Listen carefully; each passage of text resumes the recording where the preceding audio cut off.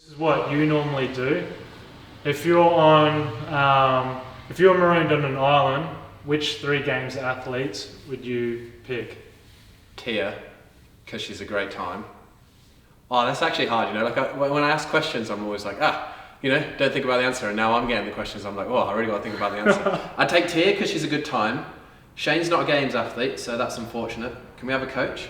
Yeah, throw in a coach. All right, well, we're going to take a coach with us. We're having Shane with us. The 3rd games athlete.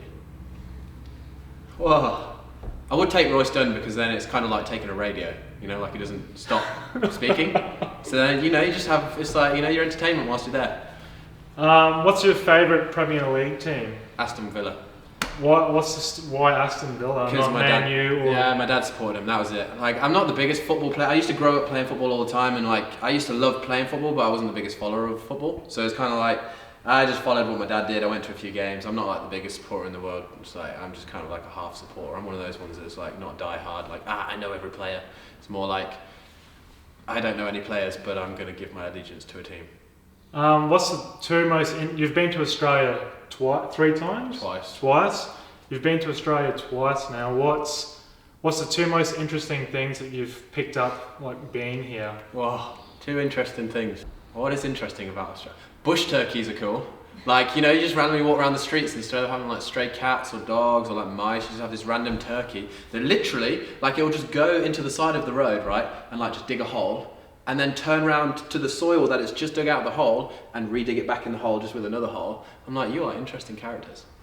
And then the second thing is that you can't get a bad coffee anywhere apart from in the airport. Why is that? Is it because it's expensive or? No, it's just good coffee. I mean, people like the coffee over here more than other places. We're almost snobs around it about it over here. But I mean, in a good way. Yeah, people here do get pretty snobby with coffee. We get pretty fancy. I saw an 89-year-old lady really know much. like attack a barista because she said it wasn't good enough. True story. It's not true. It's not true. No, it wasn't at all, was it? Add a bit of drama to the vlog. That's the title. 89-year-old lady beats barista due to terrible coffee. Right, we're going to start off with a few, bit more serious questions. It's got to do with your YouTube channel. Yeah, We've always spoke about CrossFit, but I think let's talk about the channel itself. All right, the day you started your vlog, where were you and what was going through your mind? I don't know where I was. I was at home probably. Like, I used to watch a YouTuber called Christian Guzman, and that was kind of like my thing. I was like, I was watching him, I was like, he looks like he has a good life, and I can do that. So I remember being at uni, and I was like, I'm going to start a vlog once I finished uni. So then as soon as I finished uni, I just started a vlog, didn't go into physiotherapy, which is the degree I got. And I was like, I'm going to keep going until I either make it, or I don't make it. And we're like, 5 years down the line now? And it's weird, like where I wanted to be 2 or 3 years ago. Well, I say where Jas and I wanted to be like 3 odd years ago. We're now there, but it still feels like you're the guy at the start. So then it's kind of like you're like, whoa, we're doing what we set out to do, but then I'm not satisfied because I'm like, obviously we still want to be bigger and grow bigger, and because that's nature. But it's weird. It's weird to be where we are right now and doing what we do because you dream about it, but then now I'm like living the dream. I say it, but it's true. Like, this is going to be cliche, but I think it's still true today. Like, what did your friends and family say? Hey, I'm gonna do a vlog. Jas can answer that one. In a time where I was like, you're doing a vlog compared to now. Like, now it's probably more acceptable, obviously, that people are doing vlogs. You were 5 years ago, what have you, and I know, it was more just like so when I started doing this, I was like I was broke. Like I was literally like, Jas would pay for stuff and I'd be like, don't worry, one day it's gonna pay off, it'll be fine, My dad would be like, look, you need to do something on the side, get a massage degree, blah blah blah, do whatever, just because you need to get the money coming in. So I was PTing on the side, and then to be fair, my friends are cool. Like they were like, yeah, just go for it, and like they'd take the piss because they're your friends and like the closest people will, because that's just what they do. But I don't think it wasn't accepted. It just, people didn't see where it could be. Like they didn't see what I could see. Like you'd watched people do on YouTube before and be like, oh, you can, because YouTube is such a vast space to be able to like build a market and be able to kind of build a brand, and people couldn't see that at that time because it's so new. Did you get a lot of like experts, a lot of negative comments? No. When you were uploading, or was it just a breeze? I thought more so than what you thought it'd be. Yeah, because obviously I started off just doing bodybuilding videos, and then I swapped over to CrossFit, and I thought, oh, here goes the hate, blah blah blah, and it was actually the complete opposite, because it was just like we did a Road to the Open series, and then boom, it just kind of went a bit mental from there. I think we hit like 10,000 subscribers over that series, and then since then it's just kind of gradually kept going. You know, there's been times when I've been like, oof, I don't know if I can carry on making videos, because this is sometimes you just doubt yourself, you know, sometimes like, is it good enough what I'm making? Are people enjoying it? Like, who's gonna watch? You know, you have all those thoughts, it's just natural. But I forgot the question, and that's fine. This happens on YouTube, you see, just sometimes you go on a ramble and cut. It's part of the No, I kind didn't. of how the CrossFit community is. It's just supportive. Yeah, the CrossFit community are supportive. We're very lucky we don't get a lot of like Nah. hate comments or anything like that, because I don't think the CrossFit community is like that. Yeah. Except yesterday, What did I get into? that one comment, yeah, talking about we don't quit, blah blah blah, why are you not doing the open? Yeah, every so often you'll get someone just take a dig at you and He's got to sort that, people. Yeah. He says that. God. That's some bullshit discs. Some people like it's nature, you know. You'll go out and you'll meet people in life that will just try and bring you down, and just don't let them do it. It's the same thing on the internet. Just they don't have a face. You know, they'll rip into you even more, and then that's when you go. Yeah, you always go with that anyway. Screw that person. Like, I'm gonna carry on doing me because I'm me and you're you. It's like the. I keep doing that recently. Just to go Who's back me?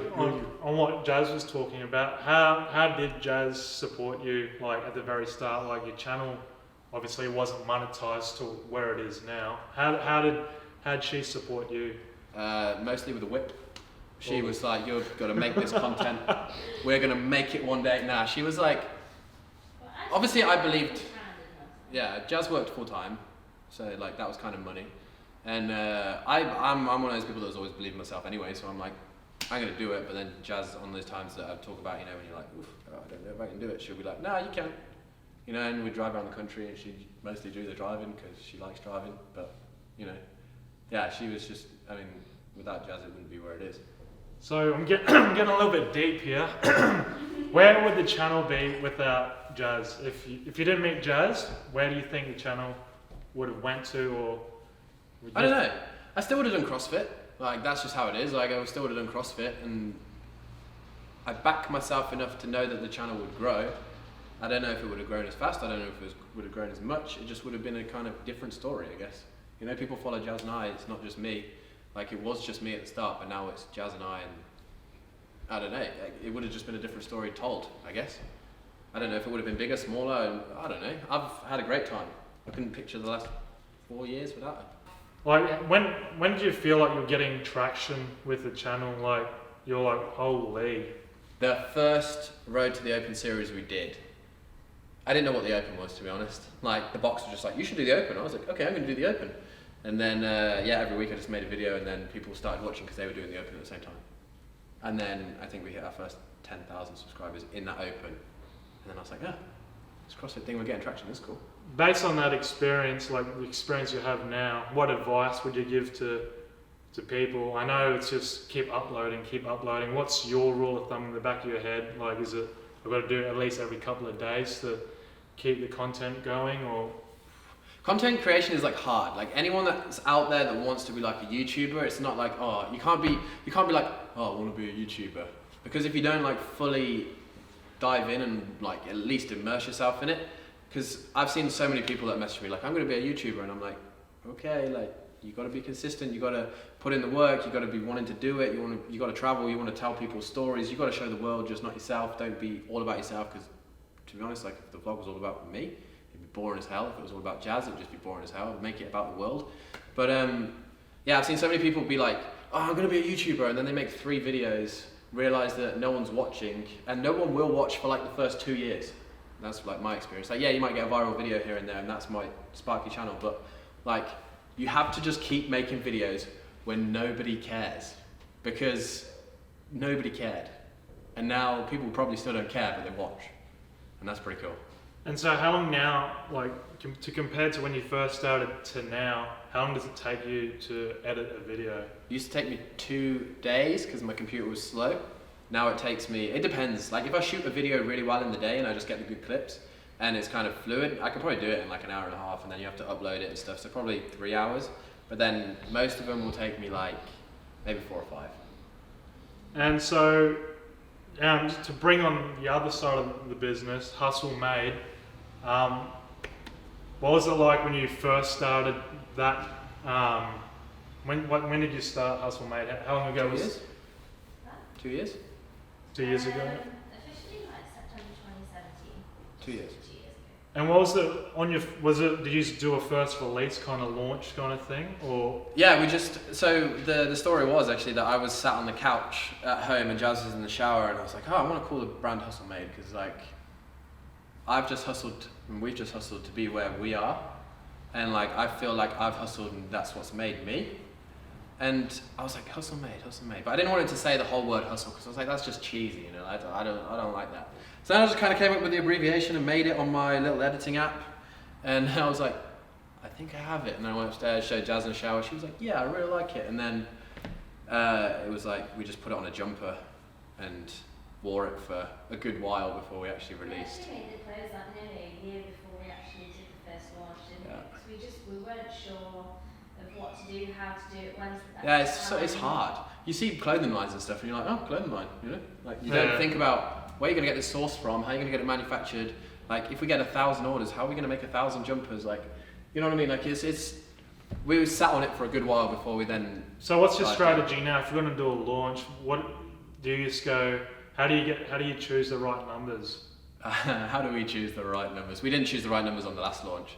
We thought we'd ordered enough bags and we sold out the bags within like 20 minutes of launching, and we realised that we didn't sort out enough numbers. But it's like we now have moved our manufacturing overseas just because it's cheaper, and you can get what you want, right? You can get it made as you want it. You can be like, I want this t-shirt 3 centimeters longer, and the t-shirt will come back. Is that still efficient? Like shipping it over? It's just different. So we have to work on a different schedule now, as in like we have to ship stuff in. It takes like 8 weeks to ship something in. It's not actually cheaper. Is it not cheaper? It's not cheaper. The whole point of it is because we can just make our own. literally bespoke products. We can draw something, we can alter it. So it's absolutely like cut. So Bring Jas in for this. We can chop the question. Bring Jas in for this one. So far. All right, we're going to talk about Hustle Made, people. So when you started it 2 years ago, what was going through your minds? Like, how are we going to do this? What's your strategy? What was your strategy back then? Well, we didn't have any collateral behind us or anything like that, so we didn't want to start. We didn't have any money to buy the products, and then if we bought the products, were we ever going to sell them? Like, literally had no information on how it was going to go, and neither myself or Craig are from like a manufacturing background. So we decided to wait until the channel hit 50k subscribers, so we had a good base. And then we did it on a launch basis. We've got a really good relationship with the team and the subscribers, and they trust us and we trust them.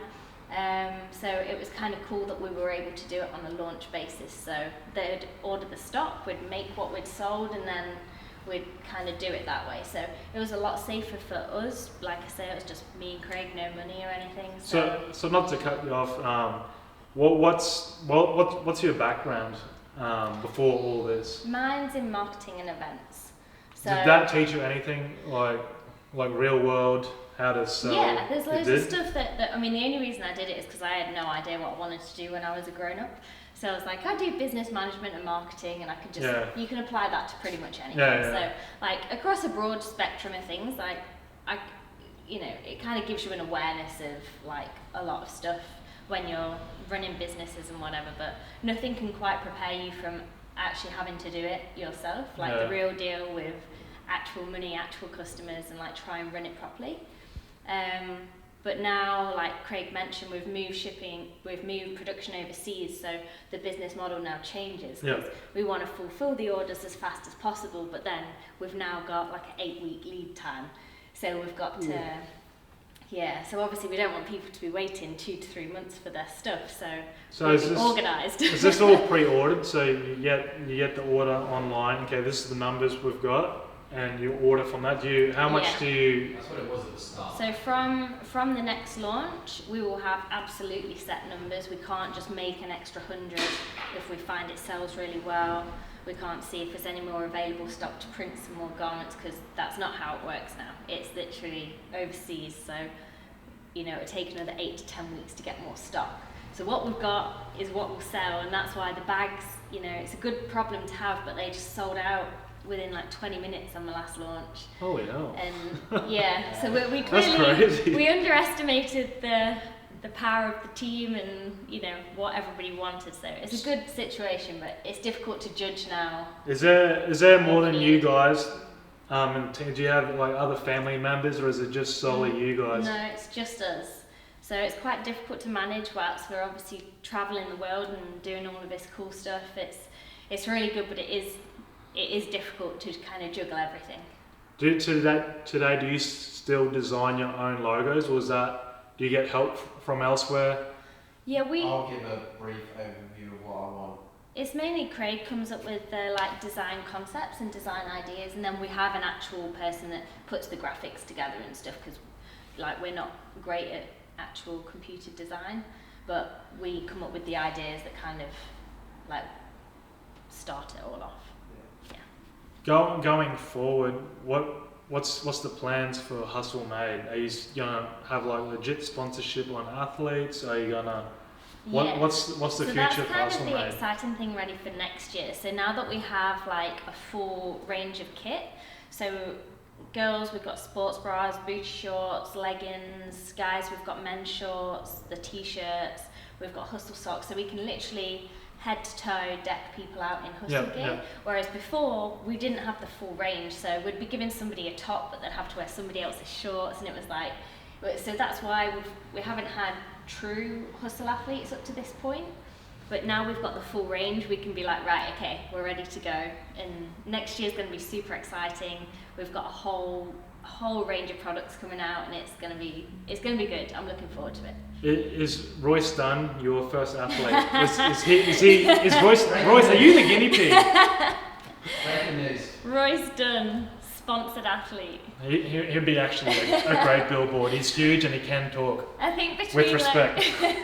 Between Royce, Drew Wayman, Kevin and Mikey have been kind of with us the whole way, but like I say, we couldn't really do anything official up until we've got the full range now. So 2020, I think 2019 for us has been a kind of growth and development year, and 2020 I'm really looking forward to it. It should be okay, we've managed to move Hustle to the next level. Pretty cool. And then kind of see where it goes from there. We've just got to be super organised, which is difficult when it's crazy busy. So to look back on what would you do now? What advice would you give to someone who's, I know I'm going a bit off the YouTube channel here, what advice would you give to someone who's starting, because everyone wants to start an apparel side business, then they want to grow. What would be your advice? You're 2 years old now, and you're pulling massive numbers. We say it's 2 years old, but if you include from when Craig first started the YouTube as well, we're technically 5 years old.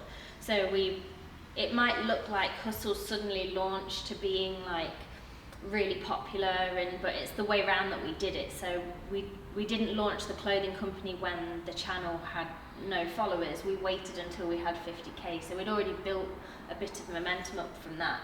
So it kind of depends. If you just want a clothing brand, then obviously if you launch it, you just got to persevere and give yourself those couple of years to get to where you want to be, and just allow the growth and if stick with it. You got to be consistent, because you got to find something that people believe in. Yeah. Because it's anyone can make a clothing company or a YouTube channel or whatever you want to create, but if nobody believes in it and you don't believe in it yourself, you're never going to create anything that people want to buy. Yeah, that's right. Hustle Made, for me, so you have hustled to create you, and people feel like that, they've lost weight or they're in business or they're just in the gym, I'm hustling to create me. And that's why people buy into the product maybe more than before. They actually buy into the meaning of it. If it's just called I'm going to the gym, people are going to be like, oh. Yeah. like have something that people want to believe in and back and be part of. I want people to And that's feel hard. like That's empowered. really hard. That took us three years to figure out the name. I'm like, I wanted one for 3 years since we started, but then I found the name and I was like, that's it. That would have I'm been sure so there are stressful. people out there that can like relate to this as well. Like, you know, when you used to have to do essays at school and the title was always the most difficult thing to think of? Like, that's kind of like the clothing brand, because once you've decided it, you're stuck with it then, and it's got to be good. Yeah. So yeah, it took us ages to think of Hustle, and then when Craig came up with it and then the logo, and we were like, yeah, okay, we've got it. And so did you have to scrounge around, because going back technically 5 years ago, did you just have to scrounge around money for that? Not too much, no. For when it first started? Yeah. No, because of the way around that we did it. So because we used, like, the money that it cost for the samples wasn't very much, so we could fund that ourselves, and then we sold the products based off the samples that we'd made. So then we would only make what we'd sold over that weekend, so it wouldn't actually go into production until the launch had closed. So that was like the safest way around for us to do it. You know, it allowed us to start our business that way. We wouldn't have been able to do it otherwise, because, like I say, neither of us had a penny to our name. So. Well, I should have asked this at the start. What's the two most interesting things you found being here in Australia? Just how awesome it is. Like, it's awesome. We absolutely love Brisbane so much. Like, we've said so many times how much we'd love to live here, but it's just too far. Like, whilst we're going to all the sanctionals and stuff, it's just where we are right now is more convenient to get to everywhere. But yeah, watch this space. By mid to late 30s. There's a high possibility we'll have a... This flat will be ours. Rich. River life, people. River life. River life. Do you follow the same Premier League team, the same soccer team as Craig, See, or is there a bit of a... I'm not massively into football. Like, at home, there's people that... Generally, people support the teams that they like, that their families have supported. It's kind of like a generational thing, I find. And back at home, I actually lived on the border of two big rival teams, which, at the time, Derby County are now a lot better than Nottingham Forest. But so there was Nottingham Forest and Derby County, and I live on the border of the two. Yeah. So Derby County was like the big one back at home. But yeah, I'm not a big football fan, I'm afraid. And sorry, guys. And the same question I asked Craig, who's your 3 games athletes that you'd like to be, if you were to be marooned on an island, who would they be?